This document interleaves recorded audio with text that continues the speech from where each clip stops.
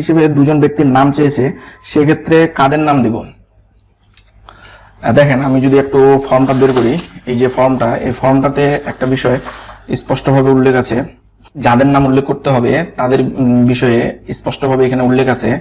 এই ফর্মটার 16 নম্বর পয়েন্টে দেওয়া আছে, প্রার্থীর চরিত্র ও পূর্ব পরিচয় সম্পর্কে সাক্ষ্য দিতে পারেন, কিন্তু প্রার্থীর সহিত আত্মীয়তার সূত্রে আবদ্ধ নহে এমন দুই ব্যক্তির ঠিকানা সহ নাম। বুঝতে পারছেন নিশ্চয়ই যে আপনার চরিত্র এবং আপনার পূর্ব পরিচয় সম্পর্কে জানবে এরকম দুজন ব্যক্তির নাম দিতে হবে, কিন্তু তাদের সাথে আপনার আত্মীয়তার সম্পর্ক থাকা যাবে না। সেক্ষেত্রে কাদের নামগুলো আপনারা সাজেস্ট করতে পারেন, এখানে স্পষ্টভাবে বলে দিছে যে সংসদ সদস্য, তার নাম আপনি ব্যবহার করতে পারেন।